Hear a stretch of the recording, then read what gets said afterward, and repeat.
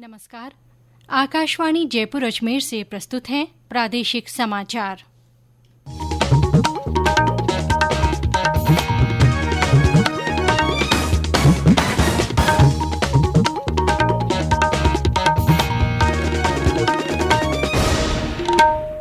मुख्य समाचार। प्रधानमंत्री नरेंद्र मोदी ने कुपोषण मिटाने के लिए सभी से अगले महीने वार्षिक पोषण माह में भाग लेने का आह्वान किया। आकाशवाणी से मन की बात कार्यक्रम में श्री मोदी ने अजमेर के ऑनलाइन ई-स्टोर दर्जी का जिक्र किया। मुख्यमंत्री अशोक गहलोत ने लंपी त्वचा रोग के फैलाव को देखते हुए पशुपालकों से मवेशियों की इम्यूनिटी बढ़ाने के लिए देसी नुस्खे अपनाने की अपील की।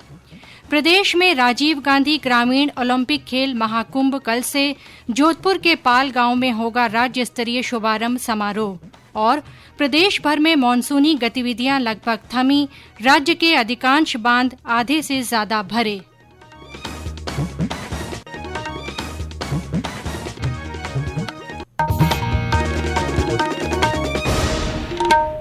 समाचारों के साथ मैं आरती नागर। और अब समाचार विस्तार से।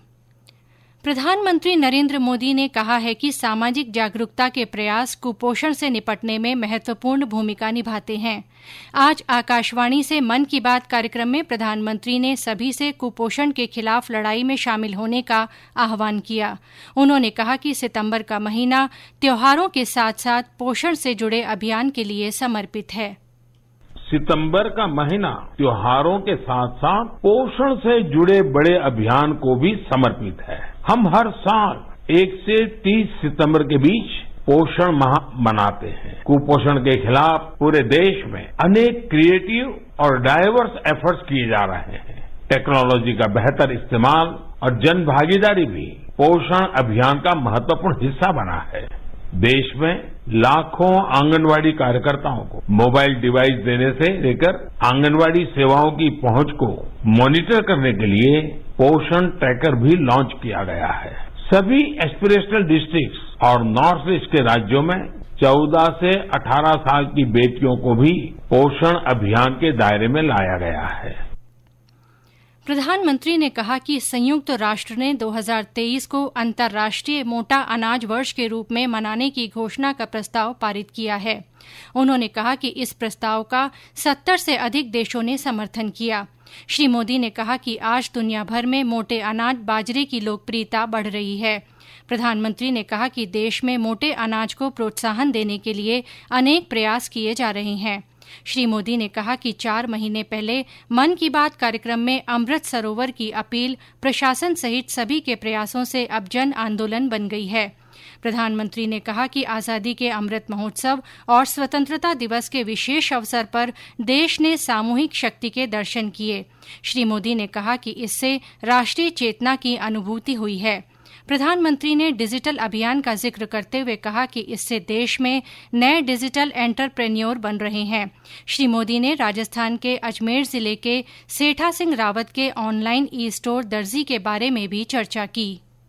सेठा सिंह रावत कोविड के पहले टेलरिंग का काम करते। कोविड आया तो रावत जी ने उस चुनौती को मुश्किल नहीं बल्कि अवसर के रूप में लिया। उन्होंने कॉमन सर्विस सेंटर ई-स्टोर ज्वाइन किया और ऑनलाइन कामकाज शुरू किया। उन्होंने देखा कि ग्राहक बड़ी संख्या में मास्क का ऑर्डर दे रहे हैं। उन्होंने कुछ महिलाओं को काम पर रखा और मास्क बनवाने लगे। इसके बाद उन्होंने दर्जी ऑनलाइन नाम से अपना ऑनलाइन स्टोर शुरू कर दिया, जिसमें और भी कई तरह से कपड़े वो बनाकर बेचने लगे। आज डिजिटल इंडिया की ताकत से सेठा सिंह जी का काम इतना बढ़ चुका है कि अब उन्हें पूरे देश से ऑर्डर मिलते हैं। सैकड़ों महिलाओं को उन्होंने अपने यहाँ रोजगार दे रखा है।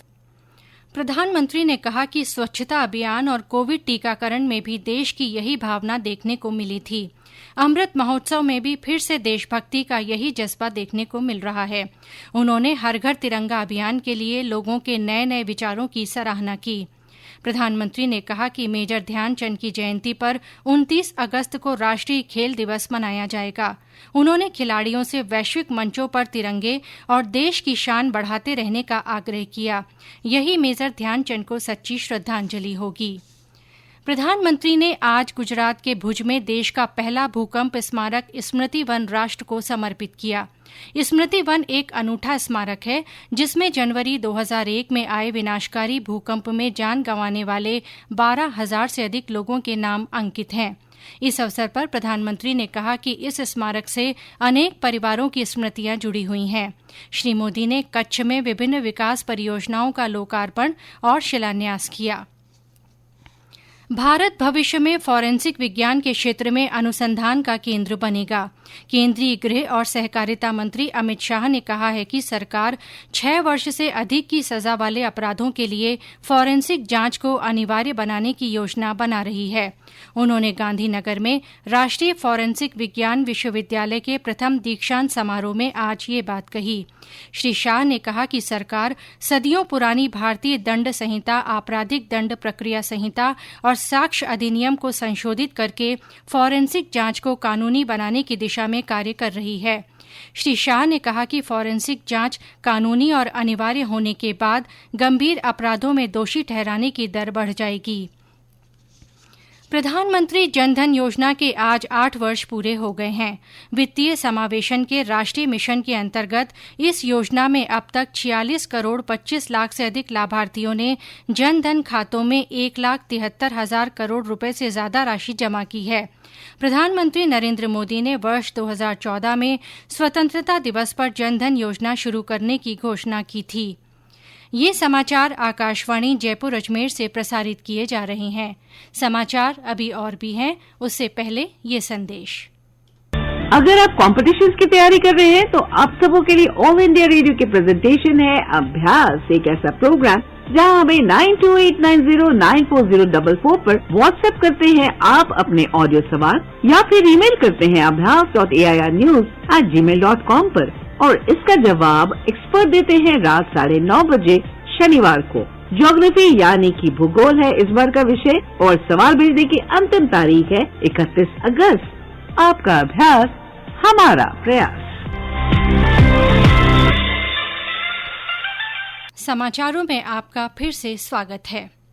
मुख्यमंत्री अशोक गहलोत ने पंच, सरपंच, जिला प्रमुख, मंत्रियों, सांसदों और गौवंश कार्यकर्ताओं से आज वीडियो कॉन्फ्रेंसिंग के जरिए संवाद किया। इसमें श्री गहलोत ने पशुओं में फैले लंपी त्वचा रोग की रोकथाम के लिए किए जा रहे प्रयासों, पशुओं के उपचार के लिए अपनाई जा रही पद्धतियों और जागरूकता कार्यक्रमों के बारे में जानकारी ली। इस मौके पर मुख्यमंत्री ने कहा कि पशुओं में इस रोग के संक्रमण में थोड़ी कमी आई है। उन्होंने पशुपालकों से साफ सफाई रखने और बचाव के लिए देसी नुस्खों को भी काम में लेने की बात कही।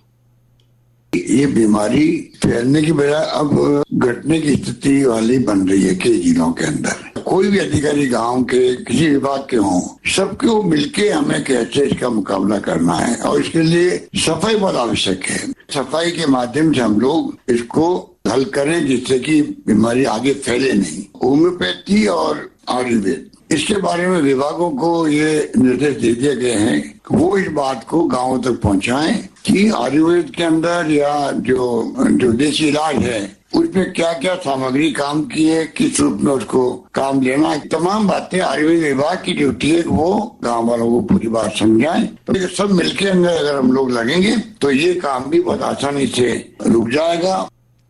नेता प्रतिपक्ष गुलाबचंद कटारिया ने राज्य सरकार से गांवों में संक्रमित पशुओं को अलग से रखने की व्यवस्था करने की मांग की है। जैसे ही किसी पशु के बारे में ये तय हो जाता है कि इसको लंपी बीमारी है तो उसको आइसोलेशन करने के लिए सबसे पहले जनता को भी जागृत करना पड़ेगा। हर व्यक्ति अपनी पशु का आइसोलेशन नहीं कर सकेगा। हर पंचायत में कोई न कोई इस प्रकार के आइसोलेशन सेंटर बनाए जाए। अगर किसी का पशु बीमार है तो वो वहाँ भेज दे और वहाँ उसकी देखभाल करना और उसकी दवाई और उसकी खाने पीने की भी व्यवस्था करें तो बहुत कुछ आसानी से हम इसको तुरंत रोक भी पाएंगे और बाकी जानवर जो इसके नजदीक आएंगे उनको हम बचा पाएंगे।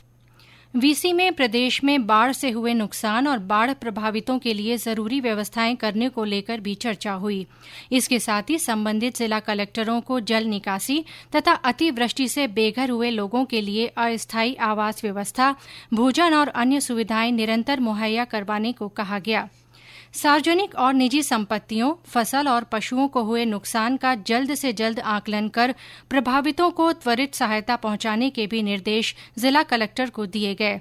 कार्यक्रम से मंत्रिपरिषद के सदस्य, प्रदेश कांग्रेस अध्यक्ष तथा भाजपा प्रदेश अध्यक्ष और जनप्रतिनिधि, स्वयंसेवी संस्थाओं के पदाधिकारी जुड़े।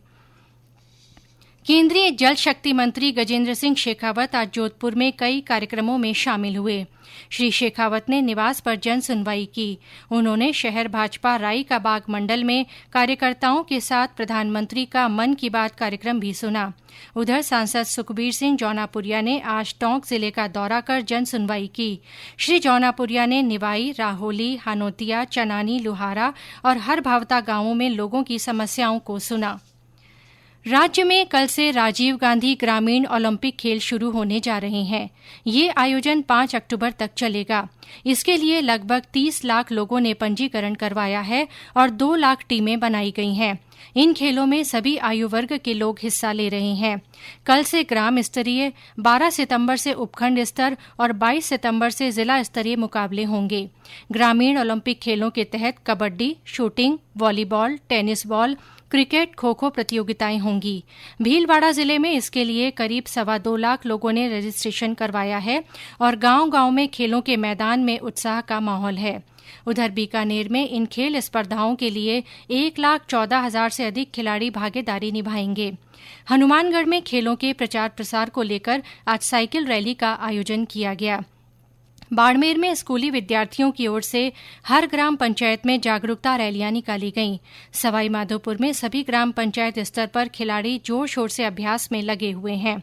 उधर सीकर में खेल सामग्री उपलब्ध करवाने में क्षेत्र के भामाशाह भी आगे आ रहे हैं। राजस्थान राज्य खेल परिषद की अध्यक्ष कृष्णा पूनिया ने कहा कि इस आयोजन से गांवों में खेलों को बढ़ावा मिलेगा और प्रदेश में नई खेल संस्कृति विकसित होगी। ये एक तरीके से हमारे लिए बहुत बड़ा पर्व है और जो राजीव गांधी ग्रामीण ओलंपिक करवाने जा रहे हैं उसके माध्यम से आज गांव-गांव का बच्चा ने खेल के जरिए इस प्रदेश में आगे बढ़ेगा और उसका एक मन बनेगा कि वो भी राजस्थान के लिए खेले और देश में पदक जीते और वर्ल्ड लेवल पर वो पदक जीते। और इसी सोच के साथ ये मंशा रखी गई थी एक सामाजिक सरोकार की, जिससे राजीव गांधी ग्रामीण ओलंपिक से हमें काफी फायदे मिलेंगे। मुख्यमंत्री अशोक गहलोत का कल जोधपुर की लूणी पंचायत समिति के पाल गांव में राजीव गांधी ग्रामीण ओलंपिक राज्य स्तरीय खेलों का शुभारंभ करने का कार्यक्रम है। चूरू में राज्य एथलेटिक्स प्रतियोगिताएं आयोजित की जा रही हैं। इनमें प्रदेश भर से 1,695 एथलेटिक्स पुरुष और महिला वर्ग में भाग ले रहे हैं। एशिया कप क्रिकेट में मौजूदा चैंपियन भारत का मुकाबला आज अपने पहले मैच में दुबई अंतर्राष्ट्रीय स्टेडियम पर पाकिस्तान से होगा। भारतीय समय के अनुसार मैच शाम 7:30 बजे शुरू होगा। आकाशवाणी से इस मैच का हिंदी और अंग्रेजी में सीधा प्रसारण किया जाएगा। और अब मौसम। प्रदेश भर में मानसून की गतिविधियां एक बार फिर थम सी गई हैं। पिछले कई दिनों से लगातार हुई बारिश के बाद अब अधिकांश हिस्सों में मौसम खुल गया है। पिछले 24 घंटों में झालावाड़, कोटा, दौसा, चूरू और राजसमंद सहित कुछ स्थानों पर हल्की बारिश दर्ज की गई। इस मानसून में सभी जिलों में सामान्य या इससे अधिक बारिश हो चुकी है। 1 जून से अब तक 9 जिलों में असामान्य, 16 जिलों में सामान्य से अधिक और 8 जिलों में सामान्य बरसात हो चुकी है। इस प्रकार कोई भी जिला सामान्य से कम बारिश वाला नहीं है। सभी स्थानों पर अच्छी बारिश के कारण राज्य के बांधों की कुल भराव क्षमता करीब 80% हो गई है। 22 बड़े बांध 90% तक भर चुके हैं। वहीं मध्यम और छोटे 257 बांधों की भराव क्षमता 64% से अधिक है। वहीं कोटा बैराज, पीसलपुर डैम, सोम कमला अंबा और काली सिंध बांध से गेट खोलकर पानी की निकासी की जा रही है। और अंत में मुख्य समाचार एक बार फिर। प्रधानमंत्री नरेंद्र मोदी ने कुपोषण मिटाने के लिए सभी से अगले महीने वार्षिक पोषण माह में भाग लेने का आह्वान किया है। आकाशवाणी से मन की बात कार्यक्रम में श्री मोदी ने अजमेर के ऑनलाइन ई-स्टोर दर्जी का जिक्र किया है। मुख्यमंत्री अशोक गहलोत ने लंपी त्वचा रोग के फैलाव को देखते हुए पशुपालकों से मवेशियों की इम्यूनिटी बढ़ाने के लिए देसी नुस्खे अपनाने की अपील की है। प्रदेश में राजीव गांधी ग्रामीण ओलंपिक खेल महाकुंभ कल से शुरू होगा। जोधपुर के पाल गांव में राज्य स्तरीय शुभारंभ समारोह होगा। और प्रदेश भर में मानसूनी गतिविधियां लगभग थम सी गई हैं। राज्य के अधिकांश बांध आधे से ज्यादा भर गए हैं। इसी के साथ प्रादेशिक समाचार बुलेटिन समाप्त हुआ। नमस्कार।